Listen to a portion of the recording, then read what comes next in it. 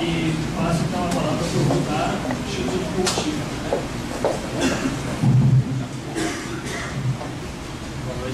Boa noite a todos. Vou pedir aqui licença para vocês, porque em função do tempo de exposição, eu vou apresentar, na verdade, uma proposta de matriz de leitura de como nós hoje temos uma estrutura de poder, uma organização social e econômica no Brasil, que foi implantado nos últimos 10 anos, mas mais especificamente a partir efetivamente de 2006 para cá. Como vocês sabem, toda vez que a gente apresenta um esquema, uma matriz, ela empobrece a realidade, mas eu acho que assim eu posso contribuir melhor, não tomar tempo, e no debate aí a gente pode fazer aproximações e deixar um pouco mais complexo essa apresentação que eu vou fazer. Apesar dos riscos, então por que eu vou fazer essa apresentação? É porque eu acho que assim nós podemos tentar fazer uma localização melhor dos vários fenômenos que vem acontecendo no Brasil. Já foram citados aqui vários deles, né? Ou seja, é um esquema interpretativo.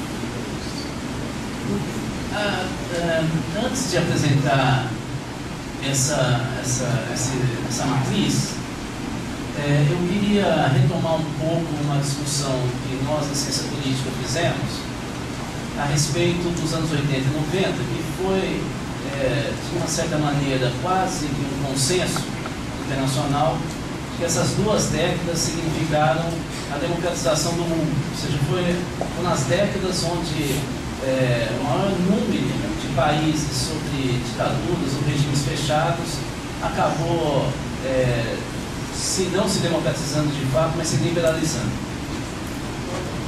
Nós estamos tendo agora uma segunda leva que é bem menor do que naquelas duas décadas em relação à primavera árabe. Vocês estão vendo que ela é limitada do ponto de vista não da manifestação, mas da reconstrução efetivamente política desses países.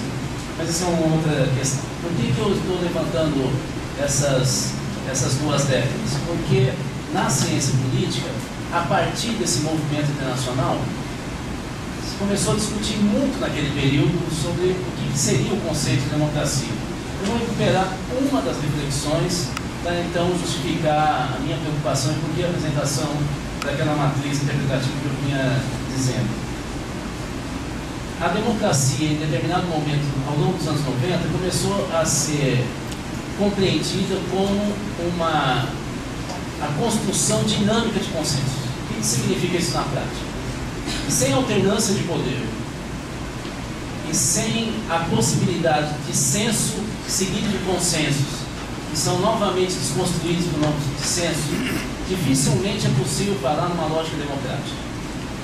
Isso colocou em xeque naquele período. Eu vou citar um dos autores que recentemente publicou um livro que retoma essa discussão daquele período, que é Luciano Pânfilo.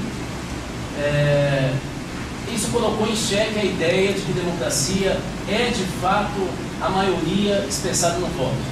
Luciano expõe, citando Bush, como que às vezes as maiorias são forjadas por sistemas de pressão, de acordos, pequenos acordos de interesse, que na hora da expressão do voto ele de fato não expressa um ideário, mas expressa os acordos.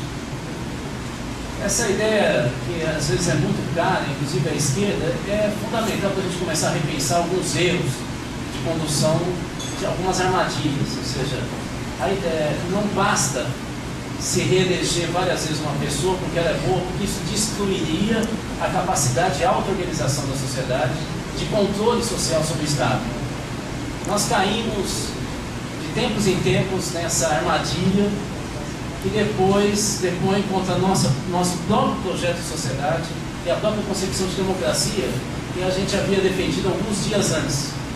Talvez por uma ânsia, um atalho de resolução das nossas contradições em cada um dos países, principalmente latino-americano. Com esse resumo, essa super síntese desse debate que nós fizemos nos anos 80, principalmente 90, sobre o que seria um processo democrático, é que então apresento, a partir do título aqui da nossa mesa, eu apresento um pouco essa matriz. Nós, a partir da primeira gestão Lula, nós fomos conformando aos poucos, não foi uma estratégia estabelecida de pronto, ela foi se desenhando pouco a pouco a partir das adversidades que o governo foi enfrentando. Ele vai formatando o que eu vou denominar aqui de Fordismo tardio no Brasil. Eu estou usando aqui o conceito de Fordismo da escola da regulação francesa, que não é, portanto, um sistema de produção, mas é um sistema de organização social. Vamos dizer assim, no modelo clássico fordista keynesiano, o que nós temos é um Estado altamente centralizador que elabora uma série de políticas anticíclicas e tem duas ramificações, de novo estou sintetizando aqui bastante, tem duas ramificações básicas. Uma que é o fomento ao ciclo produtivo, tentando regular o processo de competição setorial com liberação de crédito ou abertura de mercado, mais recentemente. E a outra variante, a outra variável da ação do Estado é o subsídio da cesta básica de consumo da classe trabalhadora. Então a ideia básica é, na medida que um setor econômico está superaquecido, você tenta transferir essa capacidade produtiva para um setor que não está aquecido através de crédito, recursos de Estado, transferências e assim por diante. Ou abertura do mercado e aumento da competitividade setorial. Isso é tipicamente, vamos dizer assim, uma forma muito caricatural das políticas keynesianas, neokeynesianas. E do outro lado, nós temos então a construção de um mercado consumidor interno, e aí o que tem de novidade do Fordismo é que não é um consumo popular qualquer, é um consumo popular dos produtos com alto valor agregado. Era isso que estava na cabeça do Henry Ford, quando ele pensava em política de assistência social. É o primeiro grande empresário do mundo que contrata um exército de assistentes sociais para visitar casas dos operários para, a partir do diagnóstico, elaborar políticas que tentassem educar não à produção, mas ao consumo. Então domesticava a vida privada dos trabalhadores para que se alavancasse, é exatamente o que nós estamos vivendo nesse período, se alavancasse um poderoso mercado consumidor, se endividava fortemente através da redução do consumo de crédito popular. No início da elaboração do Henry Ford, ele pensava em linhas de fomento de crédito privados aos seus próprios operários, através de plataformas industriais muito amplas, com milhares de trabalhadores. E aí ele percebia que essa elaboração dele criava um novo país. Criava um país que tinha no mercado interno uma alavanca para poder conquistar o mercado externo através de produtos de alta tecnologia que tinha seu financiamento básico no país de origem.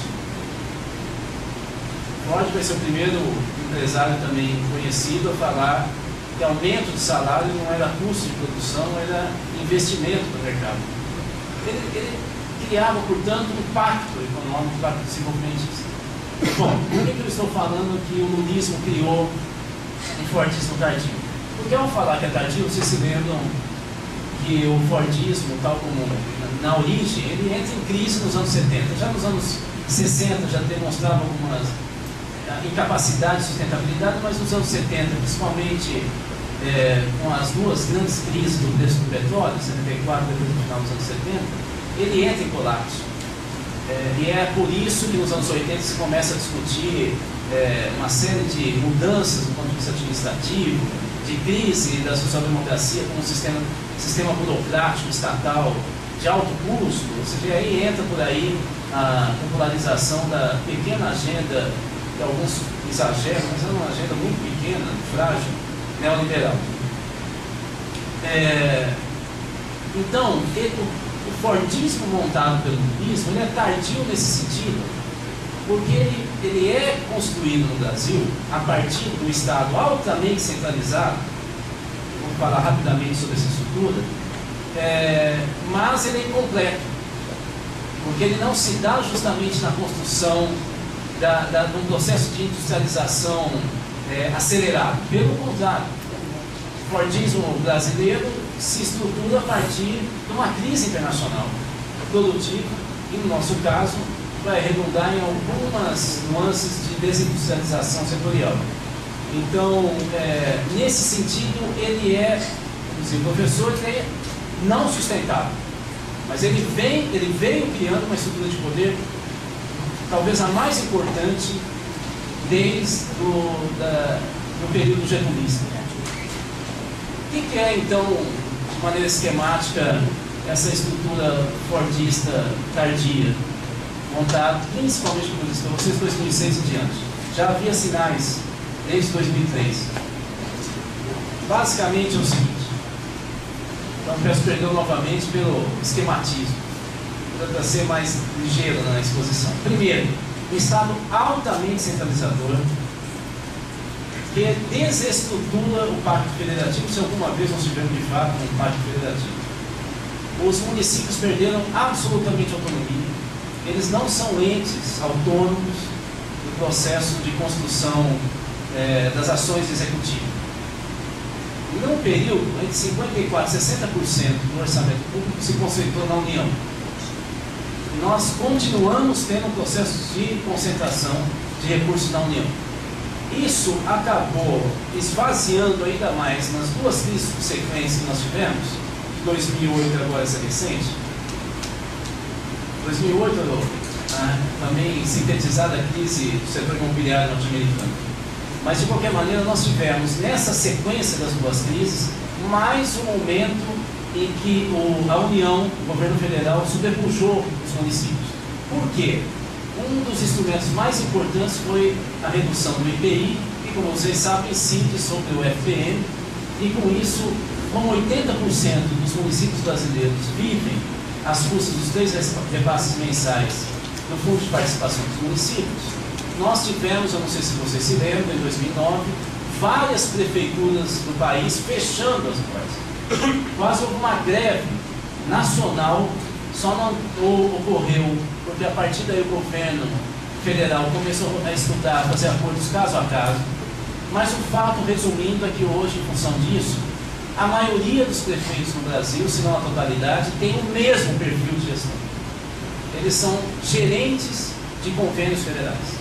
Todos, independente do partido e da cor ideológica.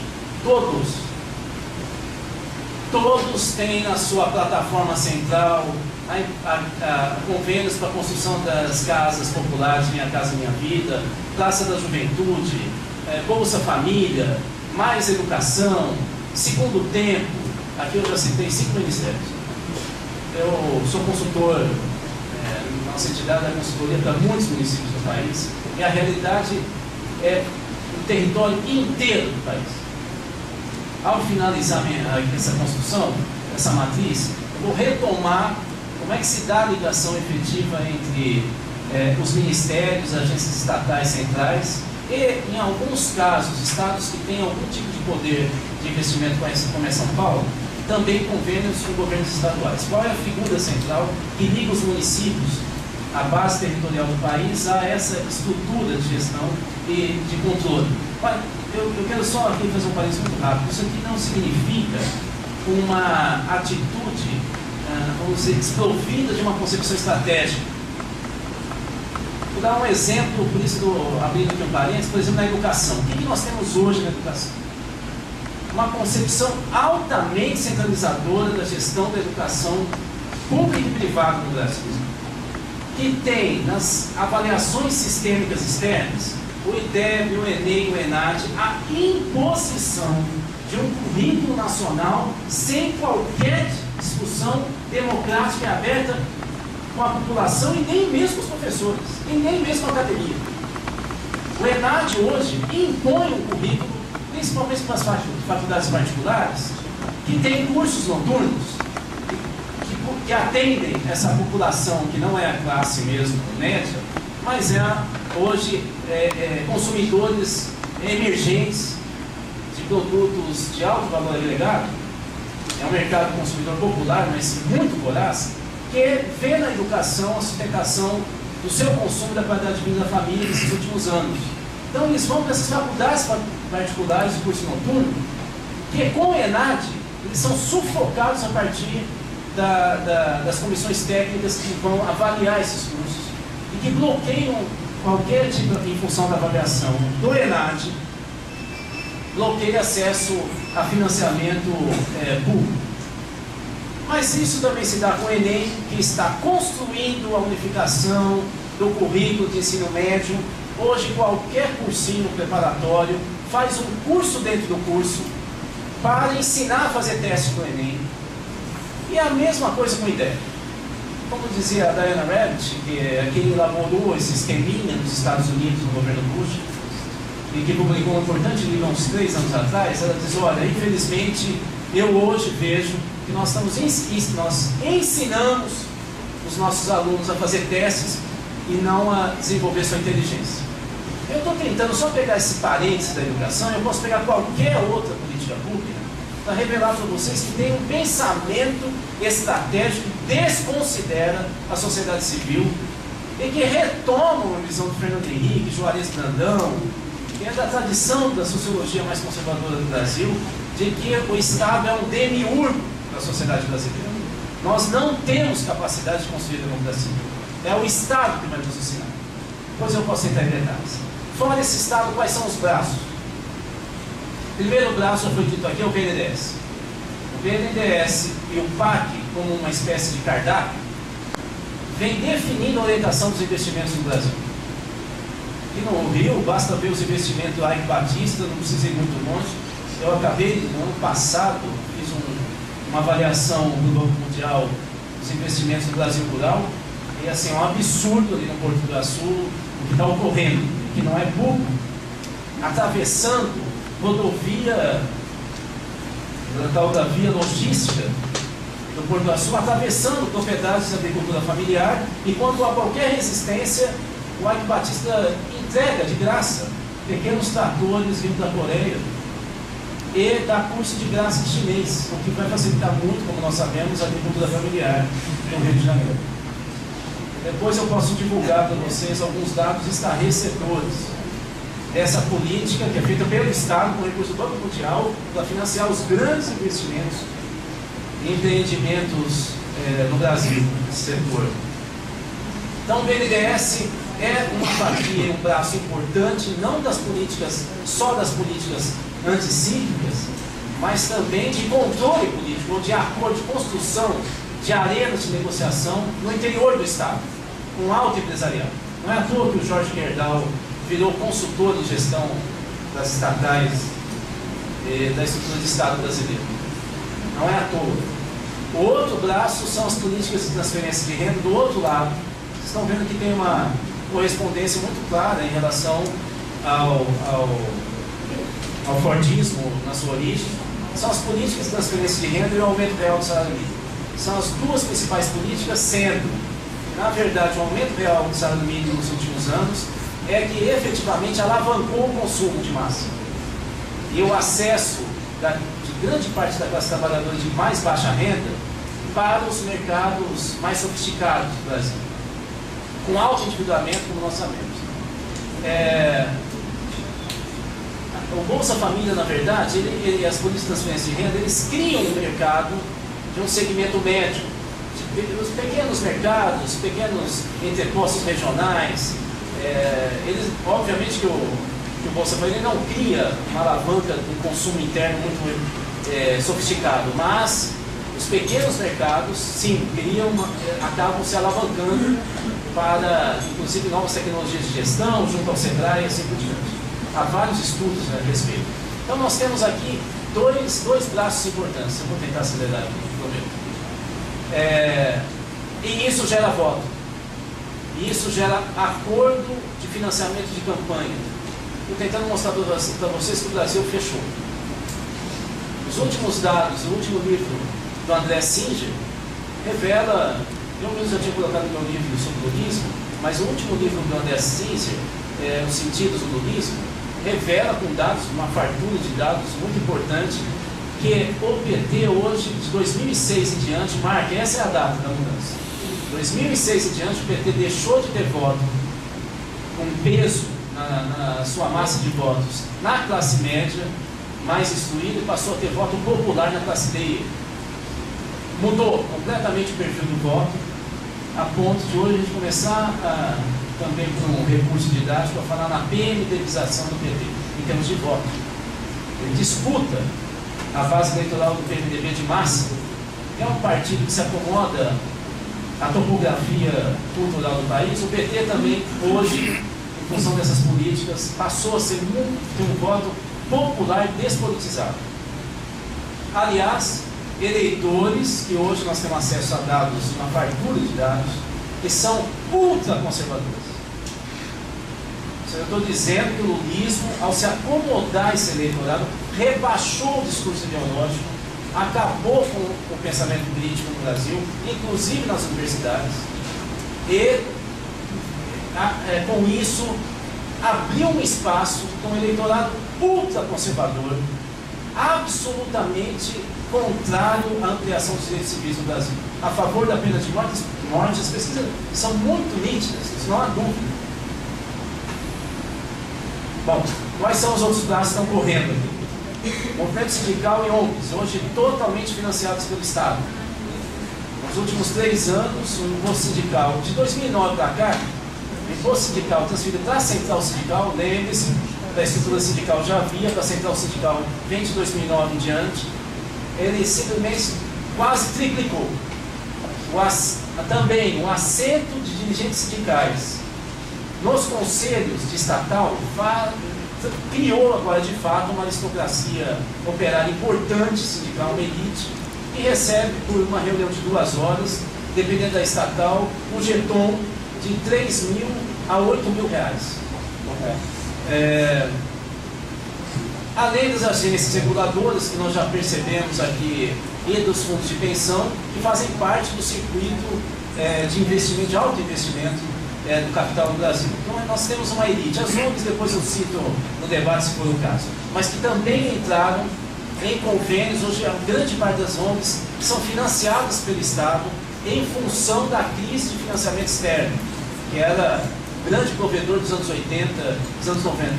Inclusive, um dia nós vamos ter que contar a história de um setor do Banco Mundial que financiou várias entidades brasileiras, inclusive vinculadas ao PT. Mas um dia nós vamos contar essa história melhor. O outro braço também muito importante, e aí eu termino aqui essa estrutura, vem da coalizão presidencialista.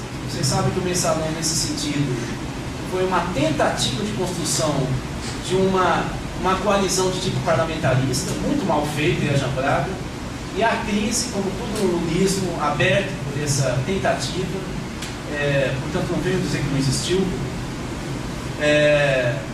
essa crise aberta, na adversidade, o lulismo conseguiu se reconstruir, e hoje nós temos uma coalizão fortíssima, de tal maneira que, se houver algum tipo de perda de poder do PT, não vai haver do lulismo, vai haver do PT. A possível alternância do PT no poder vai vir dos aliados, porque a oposição não tem chance nenhuma com essa estrutura que eu acabei de falar. Finalmente, o último eixo, que eu disse que eu ia falar no final, como é que se vinculava essa estrutura de poder aos territórios de base. A figura mais importante nessa estrutura de comando político hoje do território brasileiro é o deputado federal.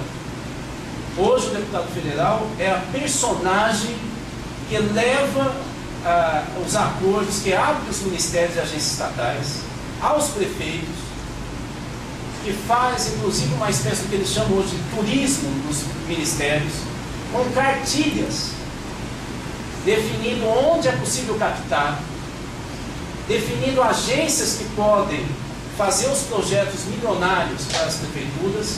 Há uma certa recompensa depois em período eleitoral. Há muita coisa registrada publicamente já. E essa figura é a figura hoje republicana desse Estado fortíssimo. Tardio. Ele é tão forte que hoje a campanha eleitoral no Brasil, em qualquer município, é milionária em função da disputa dos deputados federais em relação ao seu feudo territorial. Eles é que financiam as pesquisas precoces, eles é que financiam toda a estrutura de campanha, a campanha majoritária centralizada, e coloca em muitos municípios pobres o seu estafeta, que quase sempre é um vereador, que não é muito popular, mas que faz esse jogo e manda nas prefeituras. Eu não sei se está claro que a nossa democracia tem muito pouco a ver com voto.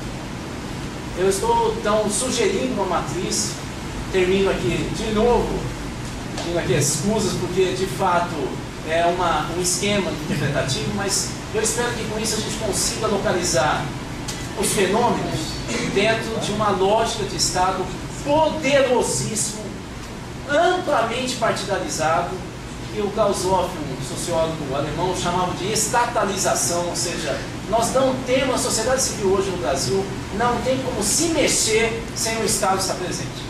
Não há mais como nós respirarmos hoje a partir dessa estrutura lobista. Obrigado.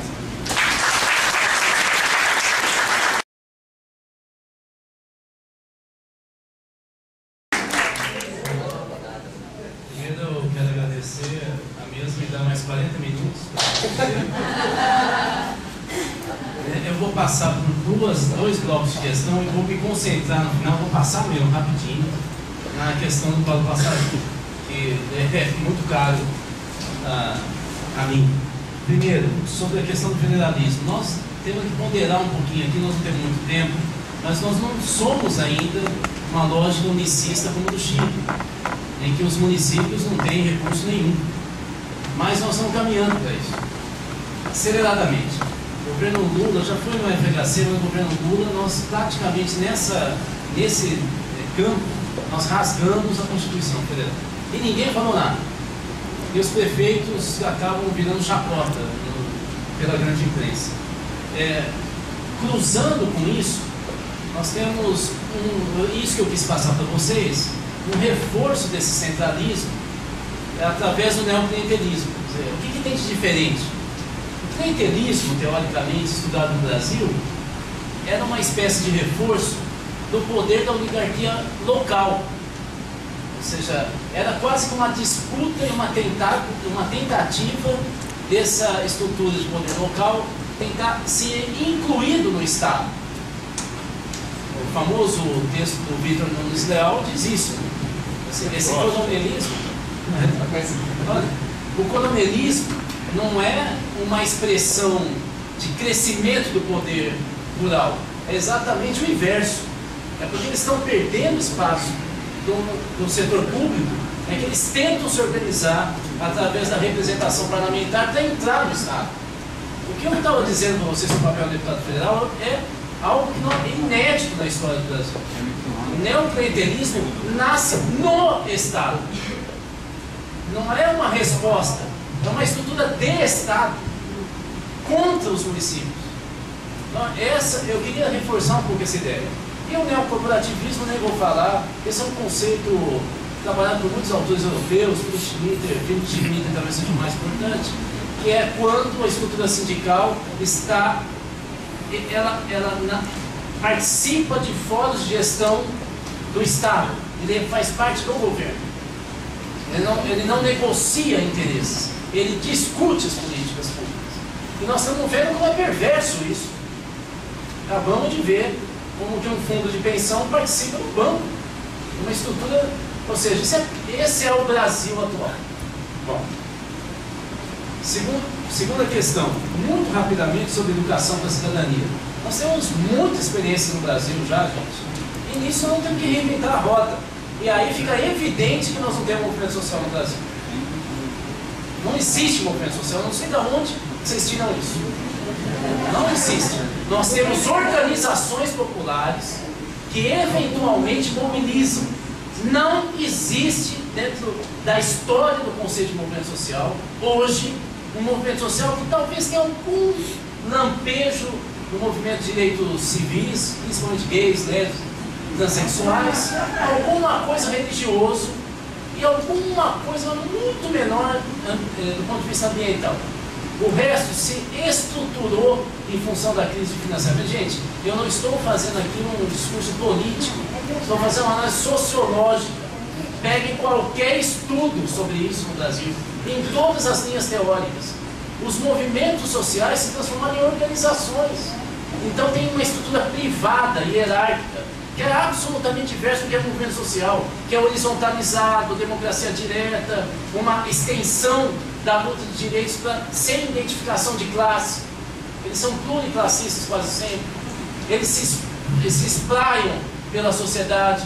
Eles não têm uma luta por financiamento próprio. E as organizações lutam pela sua sobrevivência. E é isso que é o MST hoje.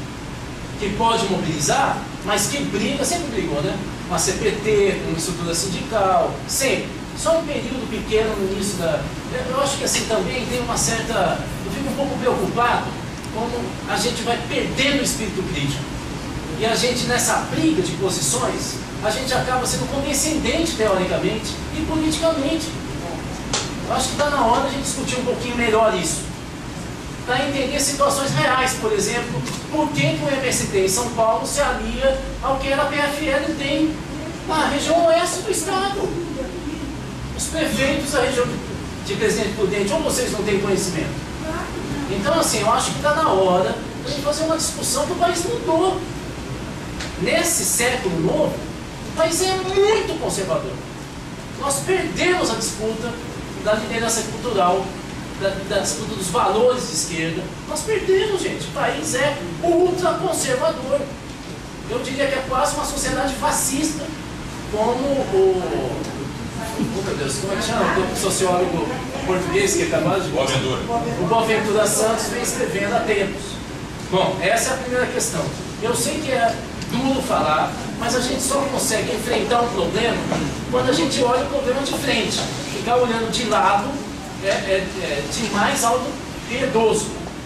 Bom, em educação nós temos várias experiências, escolas da cidadania, orçamento participativo criança para trabalhar com criança, o OP jovem, mas muitas experiências. E nós não conseguimos fazer um inventário disso e pensar isso em um projeto nacional.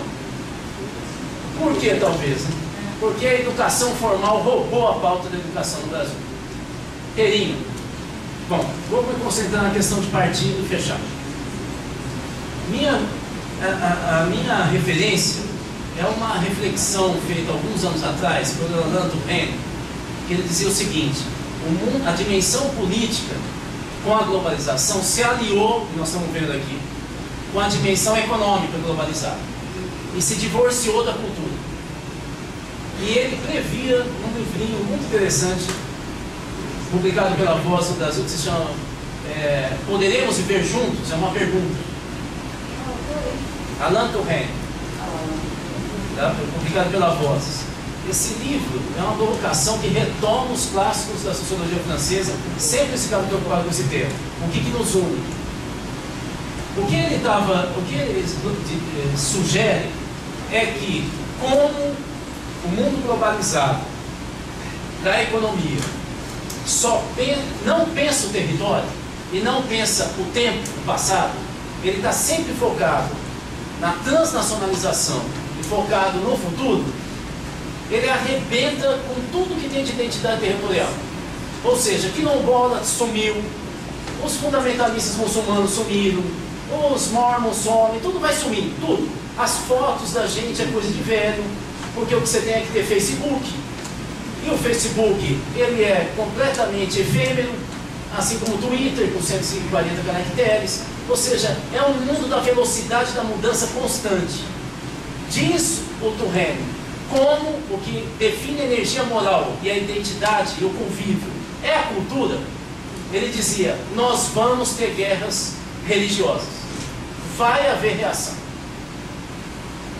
A votação da Marina no primeiro turno da eleição presidencial é expressão disso. Eram os pobres brasileiros que não veem por onde podem ir, mas ficam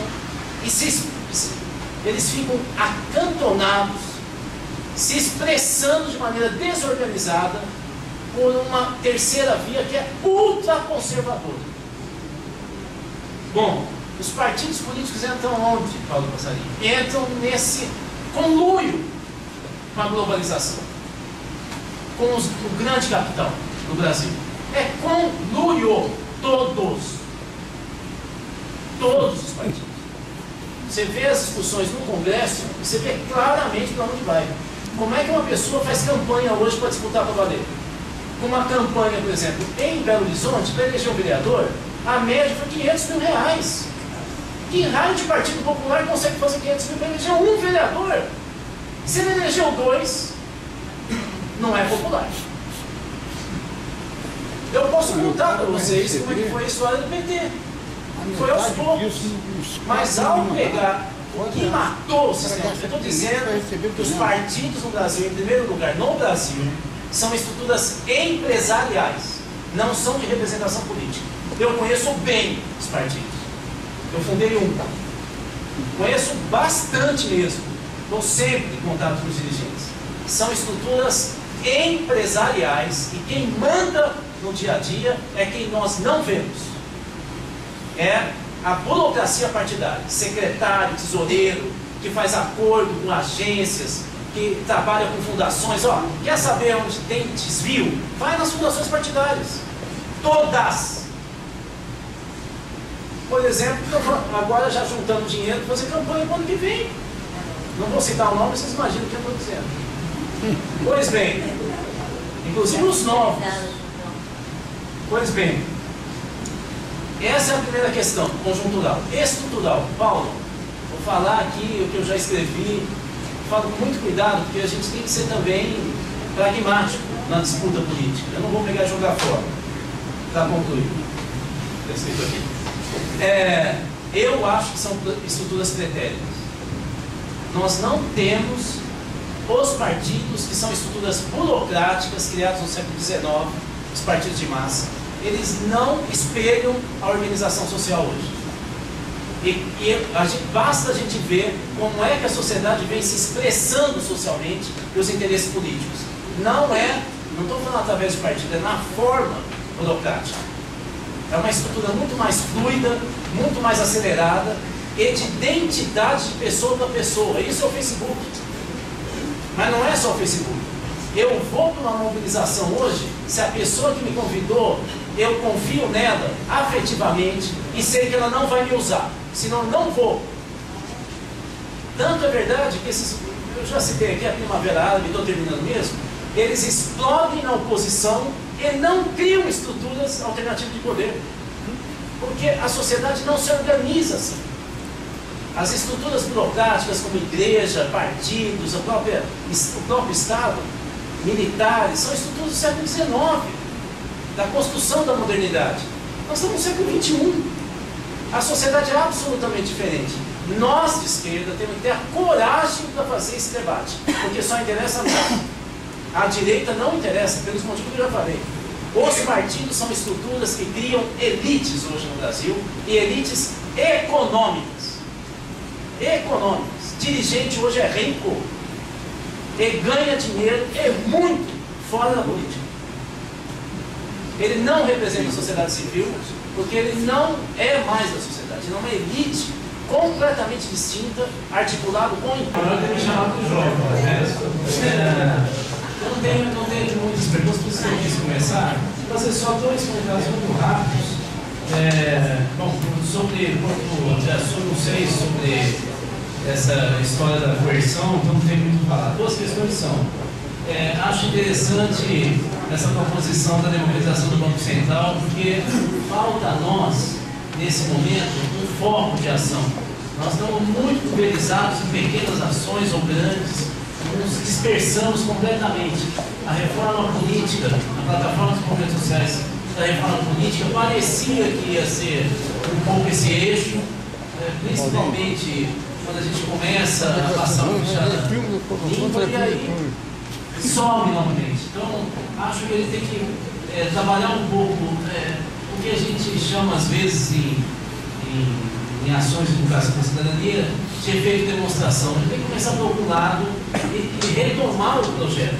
Eu queria só citar aqui, de novo contraditório, porque é um trabalho que nós do Fórum Brasil do Orçamento fizemos nesse caminho, que eu não vou detalhar, obviamente, mas vou citar, que é a Lei de Responsabilidade Fiscal e Social. Uma proposta do FBO para mudar a Lei de Responsabilidade Fiscal, que nós considerávamos o coração dessas complicações que nós estamos vendo aqui, limitações, e no FBO são mais de 60 entidades e movimentos sociais. Acho que essa é uma oferta que nós fazemos de elaboração e discussão, e da mesma maneira que nós estamos vendo patinar, eu me perguntaria aqui por que é que essa proposta acabou, ela não pegou, ou seja, vai ao encontro de várias questões que nós levantamos. Acho que nós temos que refletir um pouquinho melhor o que pode ser um projeto que galvanize as nossas energias, que seja feito de demonstração, e por que tantas iniciativas nos últimos anos nós não paramos, estão elaborando, elas não estão conseguindo atrair. Será que é porque são interesses muito particulares que não conseguem se unir? Mas eu acho que está na hora da gente ter um pouco de reflexão e parar de tanto ativismo. A gente quer fazer por fazer, e está evidente que nós não estamos conseguindo liderar o processo de mudança. Então, a segunda questão, muito rapidamente, é mais uma reflexão para vocês, já que eu estou no Rio. A história toda de mudança efetiva mesmo do governo Lula começa no Rio, com a agenda perdida, com o pessoal, os economistas da Fundação Getúlio Vargas e da PUC no Rio. Todos os economistas da microeconomia dessas duas universidades elaboraram um texto chamado Agenda Perdida, em que definiu o que era a política social dentro de um modelo de desenvolvimento de crescimento econômico do país. O Lula abraçou esse projeto. O eixo era vários representantes do Ministério da Fazenda do Barrossi, o Secretário Nacional de Política Econômica, vários. Eles enfrentaram a Maria Conceição Tavares, o Aloysio Mercadante, ganharam a parada. Toda a lógica que a gente viu aqui foi uma elaboração teórica no Rio de Janeiro, de uma parte, obviamente. Eu fico pensando, de novo, é a mesma questão no fundo, pegando um outro eixo. O que está acontecendo que essa energia toda aqui não criou um embate de ideias no Rio? Será que nós não estamos trabalhando errado?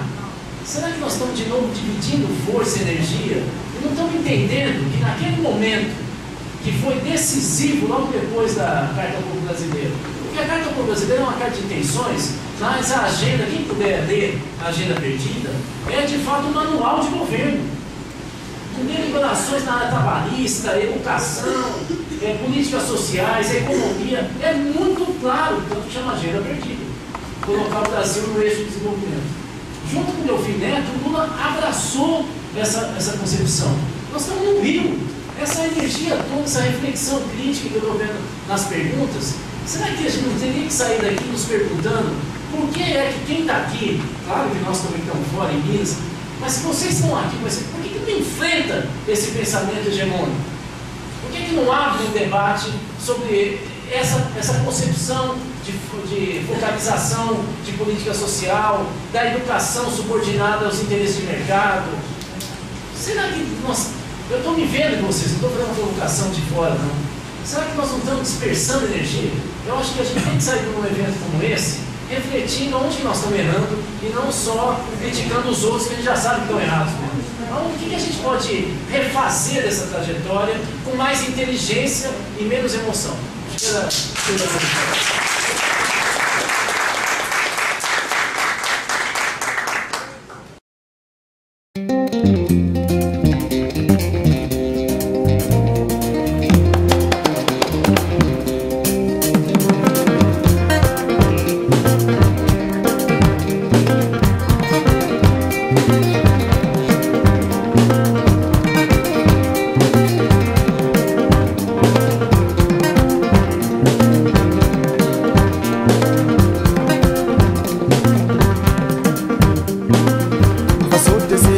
Denko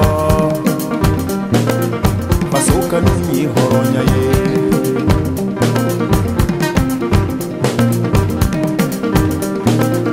Niminku nimanya Okamu sininanya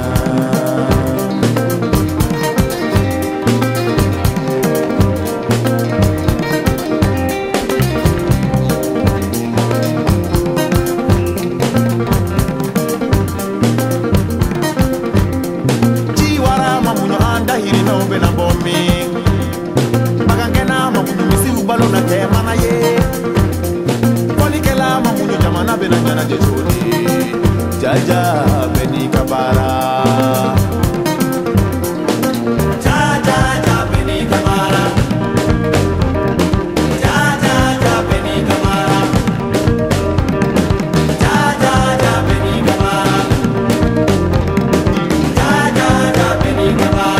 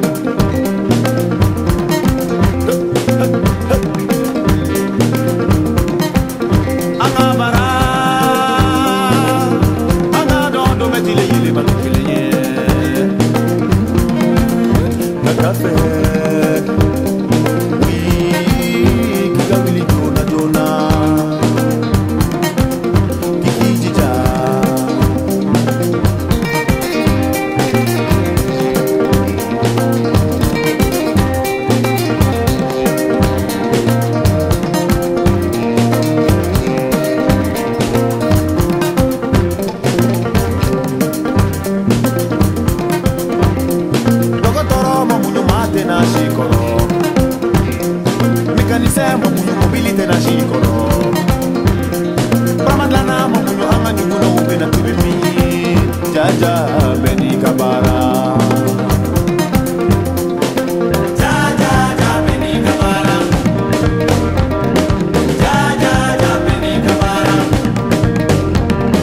Jaja beni kabara